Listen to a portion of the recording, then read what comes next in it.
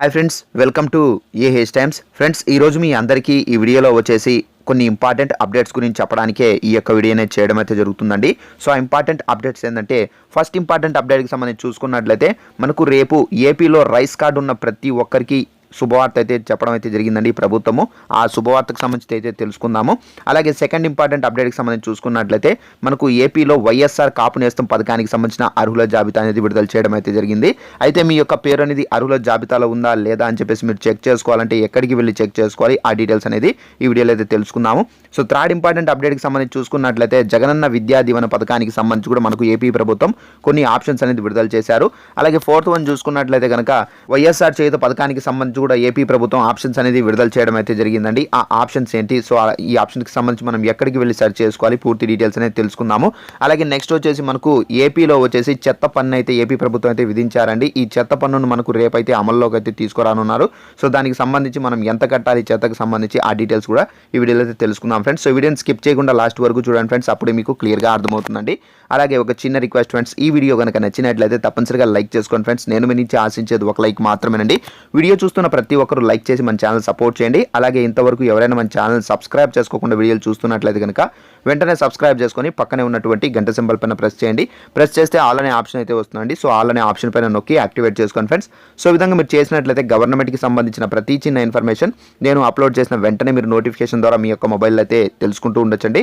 అలాగే ఇన్ఫర్మేషన్కి సంబంధించి ప్రతి ఒక్కరికి షేర్ చేయండి ఫ్రెండ్స్. ఇది చాలా వాల్యుబుల్ ఇన్ఫర్మేషన్ కాబట్టి అందరికీ షేర్ చేసి వాళ్ళకు కూడా తెలియజేయండి. ఇక వివరాలు చూద్దామండి. మనం ఫస్ట్ ఇంపార్టెంట్ అప్డేట్కి సంబంధించి అయితే తెలుసుకుందామండి.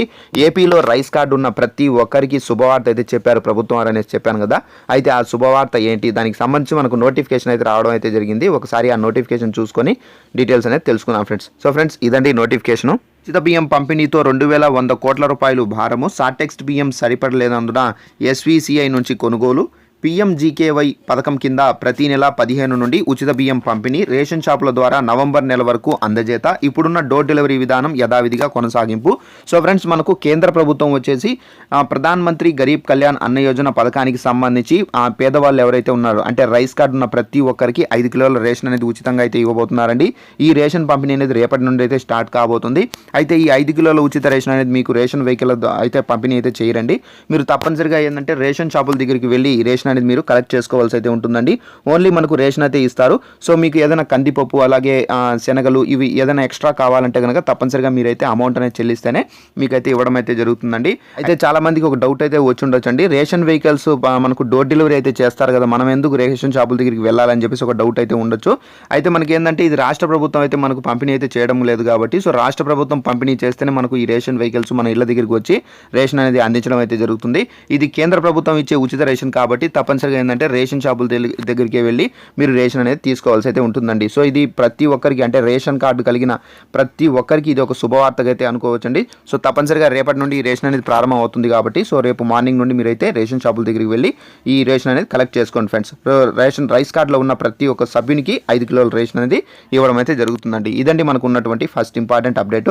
అలాగే సెకండ్ ఇంపార్టెంట్ అప్డేట్కి సంబంధించి చూసుకున్నట్లయితే మనకు వైఎస్ఆర్ కాపు నేస్తం పథకానికి సంబంధించి ఏపీ ప్రభుత్వం అర్హుల జాబితా అనేది విడుదల చేశారు. అయితే ఈ అర్హుల జాబితాలో మీ పేరు ఉందా లేదా అని చెప్పేసి మీరు చెక్ చేసుకోవాలంటే ఎలా చెక్ చేసుకోవాలి, ఎక్కడికి వెళ్ళి చెక్ చేసుకోవాలి, సో దీనికి సంబంధించిన డీటెయిల్స్ కూడా మీకు అయితే ఎక్స్ప్లెయిన్ అయితే చేస్తానండి. సో ఫస్ట్ ఆఫ్ ఆల్ మనకు ఈ అర్హుల జాబితాకు సంబంధించి మనకు నోటిఫికేషన్ అయితే వచ్చింది. ఒకసారి ఆ నోటిఫికేషన్ చూపించిన తర్వాత సో మీరు ఎక్కడికి వెళ్ళి ఈ అర్హుల జాబితా చెక్ చేసుకోవాలో సో దానికి సంబంధించి కూడా అయితే చెప్తాను ఫ్రెండ్స్. చూసుకున్నట్లయితే చూడండి ఫ్రెండ్స్, మనకు ఈ వైఎస్ఆర్ కాపు నేస్తం పథకానికి సంబంధించి మనకు వచ్చేసి అర్హుల జాబితా అయితే రావడం అయితే జరిగింది. సో ఇక్కడ చూసుకున్నట్లు చూడండి, Kapu Nestham provisional eligible list enabled under common services option in Navasakam welfare WWDS logins అండి. అయితే మనకు ఈ వైఎస్ఆర్ కాపు నేస్తం పథకానికి సంబంధించిన ప్రొవిజనల్ ఎలిజిబుల్ లిస్ట్ వచ్చేసి సో మనకు నవశకం లాగిన్లు అయితే మనకు విడుదల చేశారండి. అయితే ఈ లిస్ట్ అనేది మీరు చెక్ చేసుకోవాలంటే తప్పనిసరిగా మీరు వెల్ఫేర్ గారిని అయితే కన్సల్ట్ అవ్వాల్సి అయితే ఉంటుంది. సో ఈ వెల్ఫేర్ గారి దగ్గరికి మీరు వెళ్ళారనుకోండి, మీ యొక్క పేరు అనేది ఎలిజిబుల్లో ఉందా లేదా ఇనెలిజిబుల్లో ఉందా అని చెప్పేసి ఆయన అయితే చెక్ చేసి మీకైతే చెప్పడం అయితే జరుగుతుందండి. అయితే కొంచెం జూమ్ చేసి చూపిస్తాను చూడండి. ఈ విధంగా మనకు నవశకం పోర్టల్లో అయితే ఆప్షన్ అనేది ఎనేబుల్ అయితే చేయడం అయితే జరిగిందండి. సో ఇక్కడ చూసుకున్నట్లు చూడండి, scheme wise provisional approval list అండి. సో వైఎస్ఆర్ కాపు నేస్తం పథకానికి సంబంధించి గెట్ పీడిఎఫ్ అనేసి ఎంటర్ చేస్తే కనుక మీ యొక్క ఎలిజిబుల్ అంటే మీ యొక్క పేరు ఎలిజిబుల్లో ఉందా లేదా ఇనెలిజిబుల్లో ఉందా అని చెప్పేసి మనకి ఇక్కడైతే షో చేయడం అయితే జరుగుతుందండి. సో ఇదండి మనకు వైఎస్ఆర్ కాపు నేస్తం పథకానికి సంబంధించి ఉన్నటువంటి లేటెస్ట్ ఫ్లాష్ ఇంపార్టెంట్ అప్డేట్. అలాగే నెక్స్ట్ వచ్చేసి మనకు విద్యా దీవెన పథకానికి సంబంధించి కూడా ఏపీ ప్రభుత్వం ఒక ఆప్షన్ అనేది ఎనేబుల్ అయితే చేశారు. సో ఇక్కడ చూసుకున్నట్లయితే జేవిడి ఆబ్జెక్షన్ ఆప్షన్ అండి. అయితే ఇక్కడ చూసుకున్నట్లయితే జగనన్న విద్యా దీవెన పథకంలో గత సంవత్సరం గవర్నమెంట్ ఎంప్లాయ్ అని చెప్పేసి అలాగే ఎలక్ట్రిసిటీ బిల్కి సంబంధించి ల్యాండ్కి సంబంధించి ఇలా ఏదైనా కారణాల వల్ల ఆగిపోయిన వారు ప్రస్తుతం పై కారణాలను ఆన్లైన్ డేటా నుండి క్లియర్ చేసుకుని ఉంటే వారు ఈ సంవత్సరం అర్హులవుతారని చెప్పేసి ప్రభుత్వం వారైతే చెప్తున్నారు.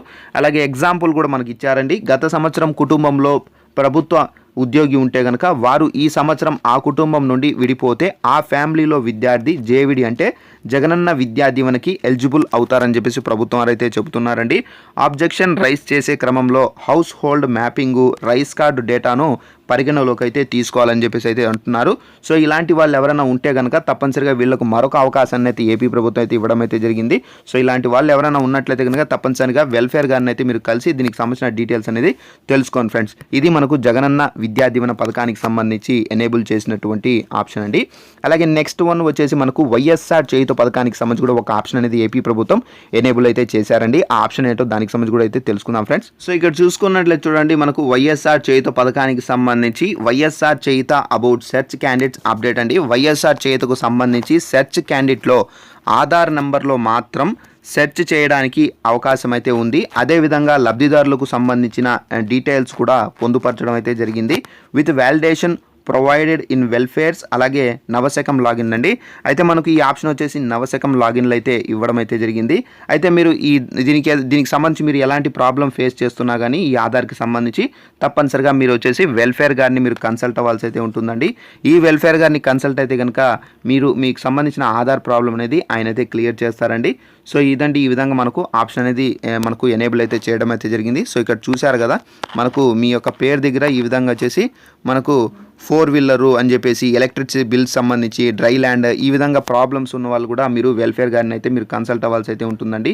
సో ఇదండి మనకు వైఎస్ఆర్ చేయుత పథకానికి సంబంధించి ఏపీ ప్రభుత్వం ఎనేబుల్ చేసినటువంటి ఆప్షన్స్ అండి. అలాగే నెక్స్ట్ వన్ వచ్చేసి మనకు ఏపీలో చెత్త పన్ను అనేది స్టార్ట్ అవబోతుందండి. అయితే దీనికి సంబంధించి ఈ చెత్త పన్ను అనేది మనకు రేపటి నుండి అయితే స్టార్ట్ కాబోతుంది. అయితే దీనికి సంబంధించి మనకు నోటిఫికేషన్ కూడా అయితే రావడం అయితే జరిగింది. ఒకసారి ఆ నోటిఫికేషన్ రఫ్గా చూసుకొని డీటెయిల్స్ అనేది తెలుసుకున్నాం ఫ్రెండ్స్. సో ఇక్కడ చూసుకున్నట్లయితే 15 నుండి చెత్త పన్ను అని చెప్పేసి టైటిల్తో ఈ నోటిఫికేషన్ అయితే పబ్లిష్ కావడం అయితే జరిగిందండి. అయితే మనకు 15 అంటే రేపటి నుండే ఈ చెత్త పన్ను అనేది ప్రారంభం కాబోతుంది. అయితే మనకి ఇది వచ్చేసి తొలి దశలో 45 నగరాలు పట్టణాల్లో అమలు కాబోతుంది. ప్రతిపాదిత వినియోగ రుసుముల్లో ఎలాంటి మార్పు అనేది లేదని చెప్పేసి ఇక్కడైతే చెబుతున్నారు. రాష్ట్రంలో 2 దశల్లో పరిశుభ్ర ఆంధ్రప్రదేశ్ కార్యక్రమాన్ని అమలు చేసేందుకు పురపాలక శాఖ సన్నాహాలు అయితే చేస్తుంది. వ్యర్థాల సేకరణపై ప్రజల నుండి వసూలు చేసే ప్రతిపాదిత రుసుముల్లో ఎలాంటి మార్పులు అనేది చేయలేదు. మొదటి దశలో 16 నగరపాలక సంస్థలు 29 పురపాలక సంఘాల్లో కార్యక్రమాన్ని అయితే ప్రారంభించనున్నట్లుగా మనకైతే ప్రభుత్వం చెబుతున్నారు.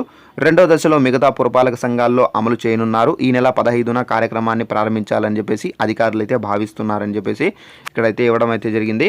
అయితే మనకు ఎవరెవరు ఎంత అనే పే చేయాల్సి అయితే ఉంటుంది. ఈ చెత్తకు సంబంధించి కూడా మనకి ఇక్కడైతే ఇచ్చారండి.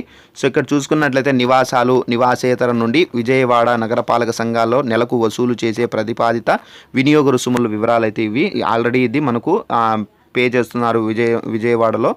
సో దీనికి సంబంధించి ఈ విధంగా అయితే ఉందండి. గృహాలకు సంబంధించి 120 రూపాయలు, మురికి వాడల్లో నివాసాల నుంచి 30 రూపాయలు, పెద్ద రెస్టారెంట్లు హోటల్ ఉంటే 1500 రూపాయలు, మీడియం ఆ రెస్టారెంట్ ఉంటే 1000 రూపాయలు, చిన్న రెస్టారెంట్ హోటల్ ఉంటే 500, బార్లు రెస్టారెంట్ ఉంటే 3000 రూపాయలు, ఫాస్ట్ ఫుడ్ సెంటర్లు ఉంటే 300 రూపాయలు, అలాగే బేకరీ స్వీట్ దుకాణాలు ఉంటే 350 రూపాయలు, 7 నక్షత్ర హోటళ్ళు ఉంటే 15,000, 3 నక్షత్ర హోటళ్ళు ఉంటే 10,000, లాడ్జీలు ఉంటే 750 నుండి 5,000 వరకు వేస్తారు.